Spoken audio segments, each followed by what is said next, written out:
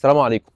العربية دي من أول ما نزلت السوق المصري وهي عاملة ضجة كبيرة، عربية صيني، وكيل جديد وتكنولوجيا جديدة ناس كتير ما تعرفهاش. معاكم محمد علي، النهارده هنجاوب عن أهم الأسئلة والاستفسارات بخصوص الدي اف اس كي اي 5. يلا بينا نبدأ.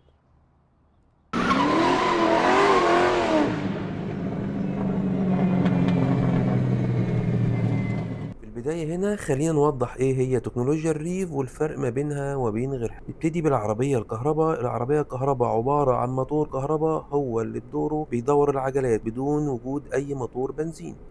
أما العربية الهايبرد أو الهجين ففيها موتور كهرباء وموتور بنزين، والاتنين بيشتركوا مع بعض في تحريك العجلات. أما عربيات الريف أو عربيات المدى الممتد ففيها موتور كهرباء هو فقط المسؤول عن تحريك العجلات، وموتور البنزين هنا هو وظيفته فقط توليد طاقة للبطارية. وهنا الطارق كان طرح في ديسمبر 3 عربيات، منهم عربيتين ريف الاي 5 والاي 5 بلس. وفي فيديو النهاردة كلامنا هيكون عن الاي 5 اللي انا اخترتها، لان بالاضافة لفرق السعر الكبير ما بينها وبين اختها اللي يزيد عن ربع مليون جنيه، فكان شكلها عجبني اكتر. شكل الشبكة الامامية هجومي، الشبكة اللي بيسموها الدوت ماتريكس بالنسبة لي كان شكله احلى. وكمان من جوه شكل الشاشة المتصلة ده بالنسبة لي اريح واروق للعين، ده بالإضافة لوجود أزرار سهلة الوصول للتنقل ما بين وضعية الريف ووضعية الكهرباء، وكمان التنقل بين أنماط القيادة زي سبورت ونورمال وإيكونومي، ووجود أزرار تحكم في التكييف ظاهرة ما تبقاش كل حاجة في الشاشة. غير كده فالعربيتين بيشتركوا في نفس قاعدة البناء وتقريبا نفس الحجم والأبعاد، ولكن النسخة البلس هي النسخة الأعلى تجهيزا واللي فيها أوبشنات أكتر ودلع كتير. لكن ده ما يمنعش ان النسخة الاي 5 فيها اغلبية التجهيزات اللي احنا بنحتاجها، ولكن ينقصها من وجهة نظري 3 حاجات مهمة: عدم وجود الكيلس انتري على الرغم من وجود الستارت والستوب انجن، وكمان نزولها باتنين ايرباجز في عربية بالحجم ده، وكمان الاكتفاء بوجود حساسات خلفية وكاميرا خلفية، وعدم وجود كاميرات 360 لعربية بالحجم ده. غير كده العربية بتيجي بأغلب وسائل الأمان، وكمان نظام مراقبة ضغط الهواء في الإطارات، بالإضافة لأغلبية التجهيزات التانية اللي أغلبنا بيحتاجها. بالإضافة إن الصالون الداخلي فيه مستوى جيد جدا من الخامات، وكمان تقفيل كل حاجة ممتاز، كل حاجة بتعمل سوفت أوبن. المساحة التخزين الوسطية فيها كمان مكان للتبريد، وكمان في مساحة تخزين عميقة. بالإضافة لأن الخامات في الأبواب الأمامية خامات كلها سوفت تاتش، وكمان التريم الخشب اللي مكمل في الكونسول كله الصراحة شكله شيك جدا. حتى الخامات في الأبواب الخلفية فضت مكملة بجودتها. ده غير إن الصالون كله للثلاث مقاعد معمول بجلد عالي الجودة. ومساحة الشنطة هنا بتيجي 187 لتر، وفي حالة طي مقاعد الصف الثالث فبتوصل ل 465 لتر. أما لو تنينا كمان مقاعد الصف التاني فالعربية مساحتها بتوصل لتقريبا 1700 لتر، يعني ممكن تحط فيها تلاجة مستريح.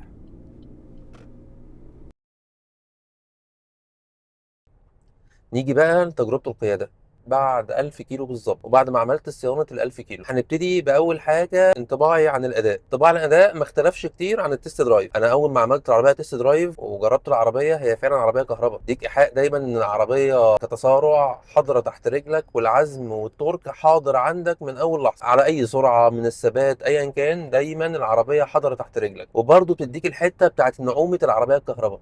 العربية ناعمة في كل حاجة، ناعمة في السواقة، ناعمة في التوجيه، إحساسها كإحساس أي عربية كهرباء. فالانطباع فضل مكمل معايا إيجابي أول 1000 كيلو ديت.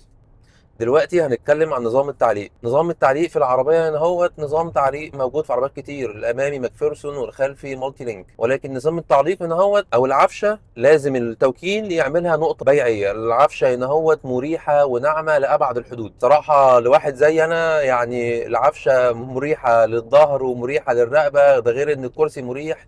العفشة هنا عارفة تتعامل مع كل مشاكل الطريق، بتتعامل مع المطبات، تتعامل مع النقر.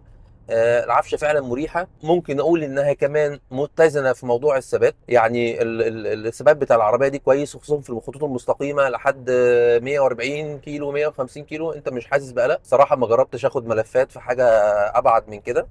ولكن العفشه في المجمل مريحه جدا جدا جدا، ومن اكتر الحاجات اللي ابهرتني في العربيه وتحسسك كده انك انت متدلع وانت راكب العربيه، ومن اكتر حاجات بالاضافه للاداء اللي مخلياني حابب ان دايما انزل واخد العربيه واركبها واروح بيها اي مشوار، هي العفشه. نتكلم كمان عن التكييف. التكييف ما تعرضش لاختبار حقيقي. العربيه انا كنت من اوائل ملاكها، والعربيه اصلا اتطرحت في اخر شهر ديسمبر، فاحنا في اجواء الشتاء. صحيح اجواء الشتاء في مصر ما عادتش زي الاول، لكن انطباعي عن التكييف ان هو انطباع برضو جيد. التكييف بيسقع بسرعه. لو انا كنت راكن العربيه في الشمس وفاتح الصن روف وسيبها فتره طويله ودخلت لقيت صالون العربيه سخن، لا، التكييف المراوح بتسقع بسرعه، وفي فتحات تكييف خلفيه بتساعد ان التكييف يوصل بسرعه للمقاعد الصف الثاني ومقاعد الصف الثالث. وصوت المروحه معقول لو انت مش جايبه على اعلى حاجه، وانت كده كده بتحس بالسقوعيه ومش محتاج انك توصل لاعلى درجه مروحه. كابينه عامه بتسقع بسرعه. نتكلم بقى عن العزل. العزل يمكن اكتر حاجه سابت عندي انطباع سيء في العربيه ديت. العزل مش عايز اصدم الناس، ولكن دايما انت على الرغم ان الازاز الامامي ازاز مزدوج ازاز دبل، ولكن اصوات العربيه ذات نفسها، سواء الوزنه البسيطه بتاعه الموتور الكهرباء او لما موتور البنزين بيخش، وخصوصا وانت في سرعات عاليه شويه، فهو صوته مسموع داخل الكابينه. كذلك برضو العزل الارضي مش احسن حاجه.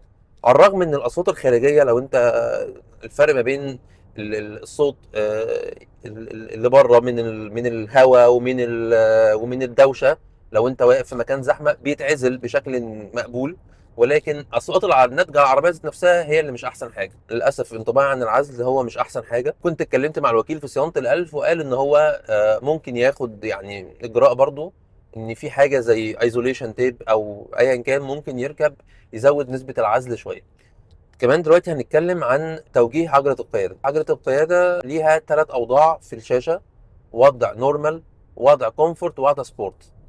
طبعا من واضح من اسم كل وضع فيهم، كل وضع الوضع السبورت بيتقل معاك عجله القياده جدا وبتحسسك بتوجيه العربيه اكتر. الفيدباك اللي طالع لك منها بيبقى احسن بكتير. وضع النورمال هو وضع مريح، ويعني بيحسسك انك انت العربيه برضو لسه التوجيه بتاعها صاحي معاك وبتروح زي ما انت عايز. لكن وضع الكومفورت بيحسسك انك راكب عربيه اتاري. دي مش معقول تكون عربيه 7 سيتس انت بتوجهها كأنك راكب عربيه العاب. عربية سهلة جدا وناعمة جدا في توجيهها وفي الشوارع الضيقة يعني الدريكسيون بيبقى عندك سلس جدا، مريح جدا يعني. حاجة كمان نتكلم فيها وهي الفرامل. في ملاك كتير جدا اشتكوا ان فرامل العربية ضعيفة. انا كنت في صيانه الالف ووضحت لمهندس الصيانه هناك ان فعلا انا لما استلمت العربيه عندي حسيت ان الفرامل ضعيفه غير التست درايف، على الرغم ان في التست درايف الفرامل كانت حساسه جدا. فانا لقيت في اعداد من اعدادات الشاشه بخصوص الفرامل، ان الفرامل ليها وضعيتين: وضعيه الكومفورت ووضعيه النورمال. هي كانت موجوده باي ديفولت على الكومفورت. مجرد ما حولت العربيه لنورمال، تقريبا نفس الفرامل بتاعه التست درايف رجعت تاني. الفرامل بقت حساسه جدا. الكومفورت بتحسسك ان مشوار الفرامل بعيد جدا، انت بتاخد وقت كده، هتحس ان في يعني فرامل اسفنجيه شويه. لكن هنا هوت لا، لما بتعملها نورمال الفرامل بتبقى حساسه جدا، بتمسك على طول وتقدر تحسسك انك انت متحكم في العربيه اكتر واكتر. وده بالنسبه لي النظام المريح.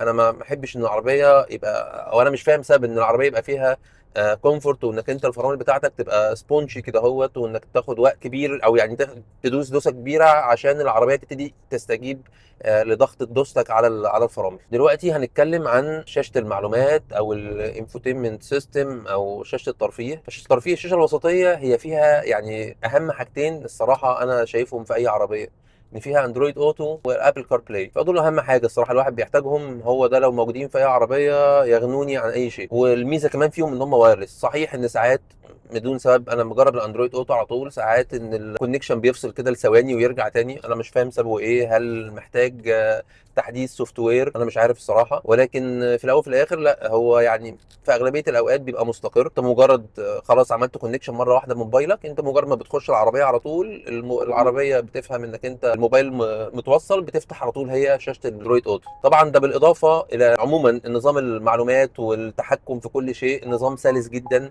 ما فيهوش اي تهنيج، ما فيهوش اي لاج. دلوقتي بقى نتكلم عن مساحات الرؤيه في العربيه. مساحات الرؤيه هنا اهوت اقدر اديها انها جيده جدا.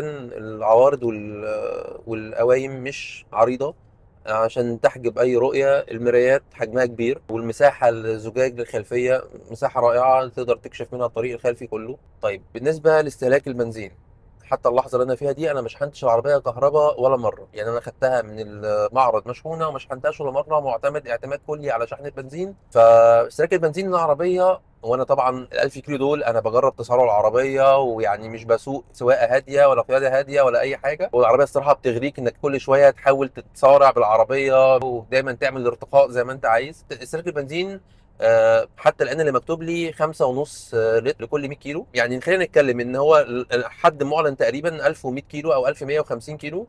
العربيه بالسواقه اللي انا بسوقها ديت بدون ان انا اجيبها على وضع ايكونومي على طول وبدون اي شحن كهرباء، لا ممكن تحقق 950 ل 1000 كيلو. واعتقد دي نسبه معقوله جدا ونسبه ممتازه. وانا اصلا يعني جايب العربيه دي لان انا اغلبيه مشاويري اليوميه هي في طرق داخليه وشوارع ضيقه. فلا طبعا العربيه اوفر بكتير. انت اي حد بيجرب يجيب عربيه اس يو في بنزين ويمشي في شوارع بطيئه ويتعرض لمطبات كتير ويقف ويتحرك كتير، لا الموضوع بيخلي عندك استهلاك البنزين الفعلي اعلى بكتير من المعلن في اي عربيه تانية بنزين. ففي الحته دي العربيه لا تتفوق على اي عربيه بنزين. وعن تجربه، يعني مش بقول لك الكلام دوت كتابه، لكن هي عن تجربه. الان بالنسبه لتوفير البنزين لا ممتاز جدا الصراحه. واعتقد فيما بعد ان العربيات البنزين هتبتدي تقل.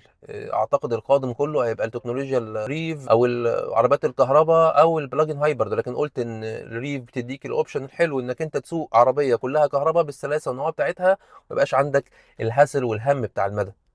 نيجي للخلاصة. انطباعي العربية بعد أول 1000 كيلو انطباع في المجمل جيد. لما جيت اخترت العربية ديت أنا كنت عارف إن هي فيها شيء من المخاطرة، ولكن من وجهة نظري إنها كانت مخاطرة محسوبة. أنا في الأول كنت بدور على عربية بتكنولوجيا الريف ساعة أما الدي اف اس كي اي 5 نزلت. كانت العربيه الوحيده الريف تقريبا اللي موجوده تكون 7 سيتس. كان ساعتها اللي بينزل السوق المصري كانت اقل عربيه تقريبا معديه ل 3 مليون ونص، ودي كانت اوت اوف بادجت بالنسبه لي. العربيه الاي 5 لما نزلت انا شايفها نزلت بسعر تنافسي. الكلمه اللي بتضايق الناس يعني كنت شايفها قيمه مقابل سعر، وخصوصا مع العرض اللي عامله الوكيل 7 سنين ضمان ومعاهم 4 سنين صيانه مجانيه او 60,000 كيلو. كل ده بيوفر مصاريف التشغيل، حتى مصاريف الترخيص. مصاريف ترخيص 3 سنين لا تتعدى ال 3500 جنيه. بعد التجربه لا العربيه عربيه ممتعه.